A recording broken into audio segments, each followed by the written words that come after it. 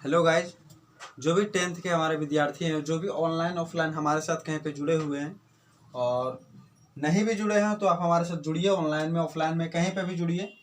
उन लोगों के लिए, टेंथ वालों के लिए सुनहरा मौका है। ठीक है, ऑनलाइन प्लस ऑफलाइन कहीं पे भी जहाँ पे मौका मिले।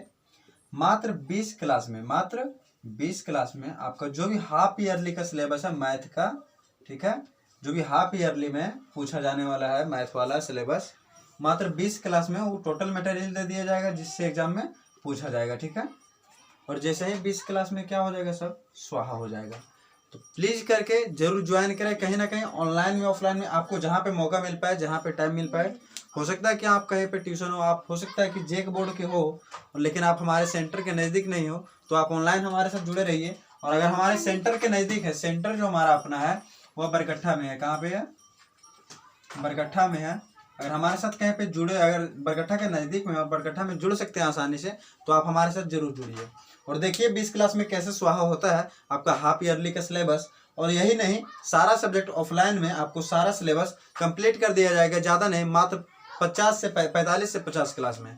तो उम्मीद है कि आप हमारे साथ वीडियो के अंत तक बने रहेंगे और आपको जो मटेरियल आज मिलने वाला है उससे आपका 5 नंबर क्लियर है। 5 नंबर क्लियर है पिछले सिलेबस के अनुसार। और बाकी इस बार अगर जैसे पूछे, जितना नंबर पूछे उतना नंबर क्लियर है। 5 चैप्टर एकदम समांतर श्रेणी, एकदम समांतर के जैसा नंबर जाना चाहिए। नंबर उसका इस तरह से चलना चाहिए जिस तरह से समांतर चलता है। समांतर में आपको पता होगा कि यहाँ कभी भी एक दूसरे से मिलने वाला नहीं है। उसी प्रकार से रिजल्ट में आपका समांतर चलना चाहिए। किसी भी कोई भी सब्जेक्ट का तैयारी हुई, ऐसा नंबर चलना चाहिए 90 80 एकदम ऐसे चढ़े हुए रहे, एकदम स्पीड पकड़े रहे उस नंबर रिजल्ट को पाने के लिए। तो मेहनत बढ़िया से करना है और मेहनत आपके लिए तो हम कर ही रहे हैं। तो उम्मीद है कि आप हमारे साथ वीडियो के अंत तक बने रहेंगे। चलिए देखते हैं, आज हम लोग 5 चैप्टर को देख रहे हैं। किसको?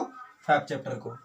5 चैप्टर का नाम जो है वो हम ऐड करते हैं यहाँ पे। और चलिए देखते हैं क्वेश्चन को। चलिए, तो देखना है 5 चैप्टर का जो भी बेसिक नॉलेज जो इसमें होगा, 5 चैप्टर का जो भी बेसिक इन्फॉर्मेशन है उस चीज को हम लोग सबसे पहले देखेंगे। समांतर श्रेणी है, अर्थमेटिक प्रोग्रेशन, इसका कुछ फॉर्मूला दे दिए हैं। Tn बराबर a plus n minus 1 into d. Tn equal to a plus n minus 1 into d. और Sn equal to n/2 into 2a plus n minus 1 into D.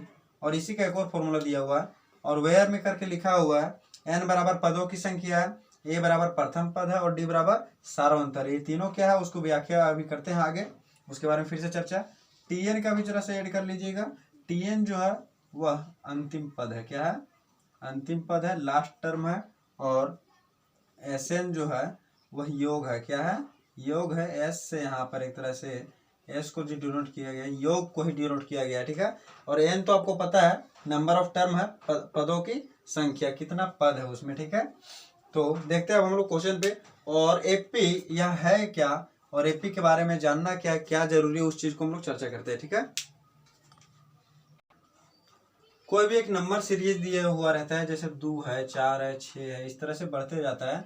कहीं पे दे दिया इस प्रकार से 18। ठीक है, तो ये नंबर सीरीज दिया हुआ है, तो इसमें हम लोग सारा चीज चेक करते हैं इसका। और इसको जो अर्थमेटिक प्रोग्रेशन है, जो समांतर श्रेणी है, समांतर श्रेणी जो भी है, इसको देखना पड़ता है कि यह समांतर श्रेणी में है या नहीं। तो समांतर का मतलब होता है समांतर, समान जोड़ अंतर, समान जोड़ अंतर। इसका मतलब है समान का मतलब बराबर, समान का मतलब बराबर, और अंतर का मतलब आपको पता होगा कि दोनों में कंपेयर मतलब तुलना करने पर बराबर भाग आना चाहिए। जैसे इसका 2 टर्म हम लोग उठाते हैं, अगला पद और पिछला पद को। जैसे इसको मानते हैं हम लोग, ए को माने थे प्रथम पद, तो A1 को ही प्रथम पद कहा जाता है। ठीक है, A2 को सेकंड टर्म बोला जाता है। सेकंड टर्म मतलब द्वितीय पद, दूसरा पद। A3 जो होगा तीसरा पद हो जाएगा। तो इसका हम लोग सार अंतर निकालते हैं। सार अंतर को डी से डिनोट करते हैं, डी से डिनोट करते हैं। डी जो है, डी का फॉर्मूला होता है अगला पद मतलब A2 माइनस A1। ठीक है, A2 माइनस A1, और यह हो गया D1, यह हो गया फिर D2। D2 को निकालेंगे A3 माइनस A2, D3 निकाल लेंगे A4 माइनस A3। यह अगर तीनों बराबर रहा, इफ, ठीक है, if D1 equal to D2 equal to D3, यह तीनों अगर इक्वल रहा तो यह, अगर यह तीनों इक्वल रहा मतलब आगे भी इक्वल होगा। अगर अंतिम तक अगर डीएन तक अगर बोला जाए, अगर डी जो है इक्वल रहे, अंतर अगर इक्वल रहे तो क्या होगा, वह एपी में होगा। जैसे इसमें देखना है 2 और 4 के बीच में गैप देखा जाए, इसको A2 बोलेंगे, तो A2 माइनस A1, इसको अगर घटाएं तो 4 माइनस 2, 4 में से 2 गया तो 2। अगर यह अंतर अगला जो है 6 में 4 घटाए तो भी 2 आएगा।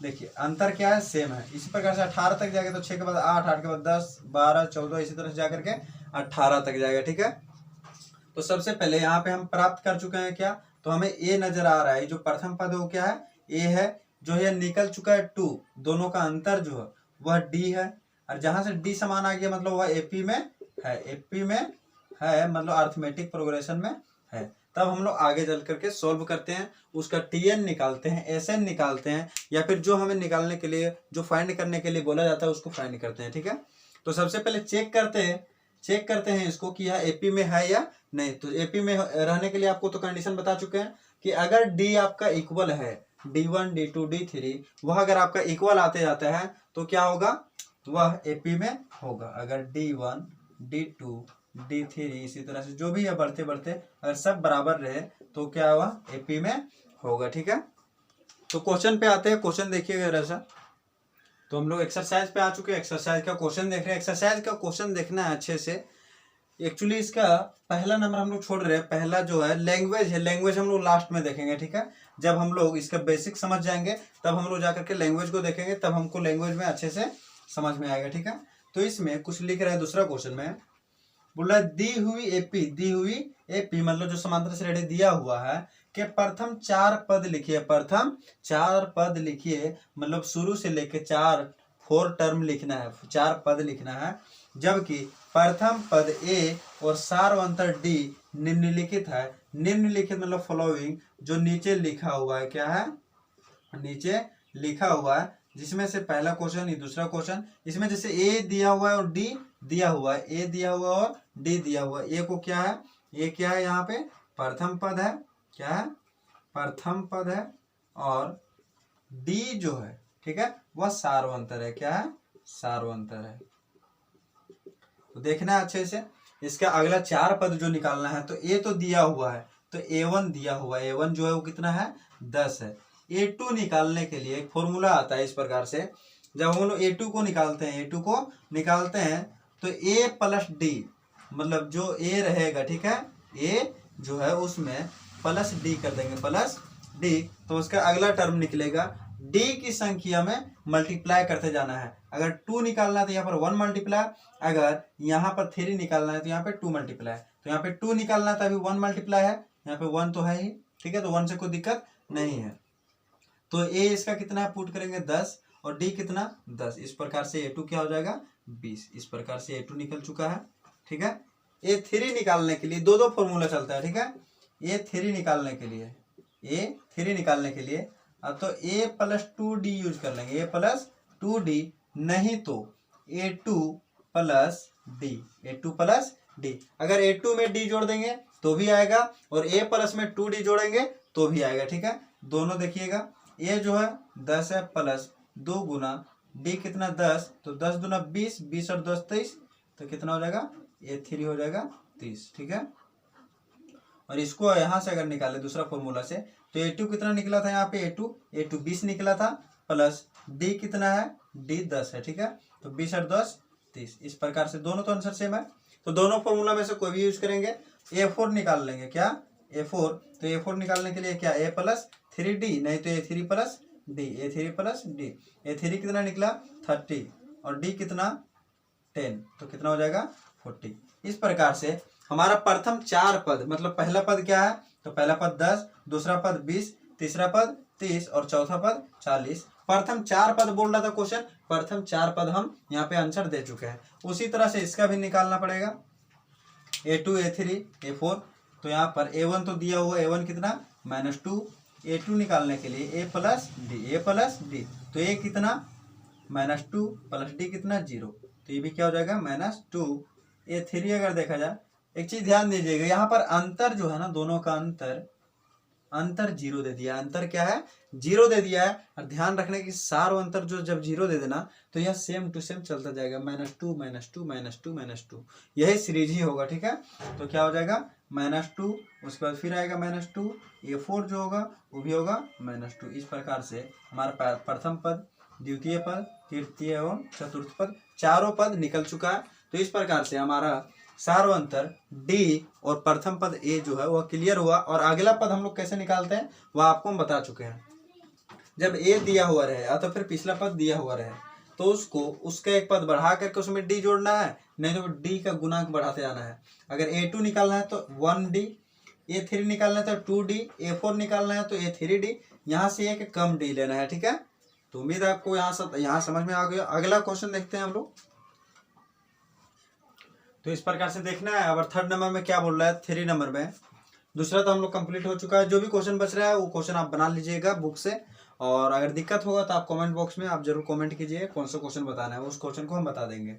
बोले तीसरा नंबर कि निम्नलिखित, मतलब नीचे लिखा हुआ है जो है उसमें निम्नलिखित में से प्रत्येक एपी के लिए, जो एपी दिया हुआ है उसके लिए प्रथम पद ज्ञात करना है। क्या ज्ञात करना है, प्रथम पद ज्ञात करना है तथा सारवंतर लिखिए। मतलब प्रथम पद मतलब ए और सारवंतर डी, ये दोनों क्या करना है, ज्ञात करना है। तो प्रथम पद तो पहले सबसे पहले तो यही आंसर मिल जाएगा। मेरा प्रथम पद क्या हुआ, प्रथम पद जो है मतलब ए बराबर जो हुआ क्या हुआ 3।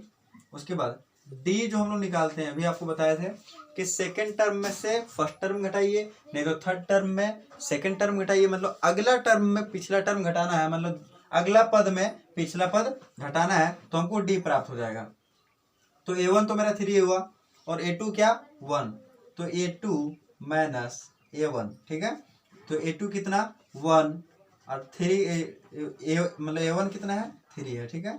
तो A में से 1 में से 3 गया तो -2। इस प्रकार से D हमारा -2 निकल गया और प्रथम पद जो हुआ कितना निकल गया 3 निकल गया। अगला क्वेश्चन देखना है। अगला क्वेश्चन में क्या हो जाएगा, प्रथम पद A जो हो जाएगा A हो जाएगा -5 और D अगर निकालना है तो A2 माइनस A1। अब A2 कितना तो -1 और माइनस तो फॉर्मूला अपना है इसका माइनस, और A1 कितना -5 इस प्रकार से तो -1 रह जाएगा। ये माइनस और माइनस +5, 5 में से 1 घटेगा, माइनस वाला तो घटेगा तो 5 में से 1 घटेगा तो 4। इस प्रकार से D निकल गया, ठीक है। यहाँ से D निकल गया, यहाँ से A निकल गया। अगला देखना है तीसरा नंबर, इसका ये जो निकल जाएगा A 1/3, जब D निकालना रहेगा तो 5/3 में 1/3 घटाएंगे तो 5/3 -1/3। आपको पता होगा कि जब हर सेम रहता है एलसीएम ले सकते हैं, लेकिन जब यहाँ पे हर जो है सेम है तो अंश को घटा देते हैं, तो 5 में से 1 गया तो 4 /3, यही आंसर हुआ। यहाँ से D निकल गया, यहाँ से A मिल गया। इस प्रकार से तीसरा नंबर भी कंप्लीट हुआ। चौथा नंबर देखना है, लास्ट है, ठीक है। चलिए देखना है चौथा क्वेश्चन, ठीक है। 3 तक हो चुका है, चौथा नंबर देखिएगा। चौथा नंबर ध्यान से समझिए। बोल रहा है कि निम्नलिखित मतलब नीचे लिखा हुआ में से कौन कौन एपी में है। यदि वह एपी में है तो इसका सार मतलब डी ज्ञात करना है, ठीक है। और इनके 3 और पद लिखना है, जहां तक निकला हुआ है उसके आगे 3 और पद निकालना है, ठीक है। तो देखना है सबसे पहले ए इसका हम लोग प्राप्त कर लेते हैं। ए कितना है इसका A1 2, A2 अगर बोला जाए तो कितना है 4, A3 अगर बोला जाए तो 8, मतलब A1 A2 A3, A4 बोला जाए तो 16, कितना 16 मतलब 16। इस प्रकार से सबसे पहले इसका डी ज्ञात करते हैं। क्या डी क्या है D1, तो D1 देखिए तो A2 माइनस A1 आपको बताएं, A2 माइनस A1 तो 4 में से 2 गया तो 2। अगर D2 देखें तो D2 मतलब A3 माइनस A2 तो 8 में से 4 गया तो 4। आपको एक चीज नजर आ रहा होगा कि D1 not equal to D2 है। D1 जो है वह बराबर नहीं है D2 का, इसलिए यह एपी में नहीं होगा।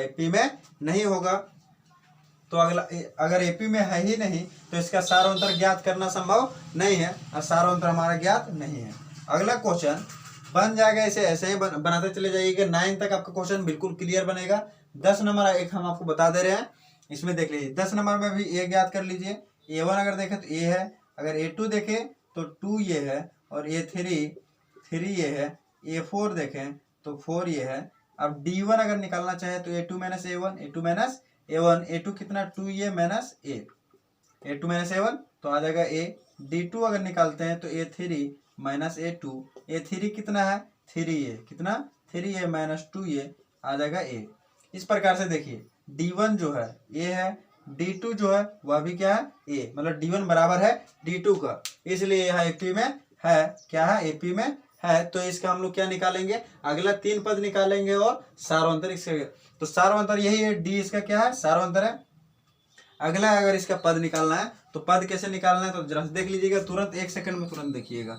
अगला पद निकालना है 4 तक निकला हुआ है, A5 निकालना है, क्या निकालना है A5, तो A5 के लिए क्या हो जाएगा A4 plus D, A4 plus D, A4 कितना है 4A प्लस D कितना A, तो हो जाएगा 4A प्लस A 5A, ठीक है। A6 निकालना है तो A5 प्लस D, A5 कितना 5A प्लस D कितना A, तो हो जाएगा 6A। A7 निकालना है तो हो जाएगा A6 प्लस D, A6 है 6A प्लस D है ये 6A और ये 7A। इस प्रकार से हो गया आंसर। चारों अंतर यहाँ से निकाल दिए, अगला 3 पद यहाँ से निकल गया, ठीक है, A5 A6 और A7, ठीक है।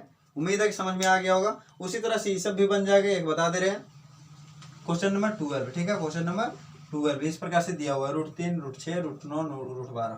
तो क्या करेंगे √6 में √3 घटाएंगे D1 के लिए, अगला पद में पिछला पद।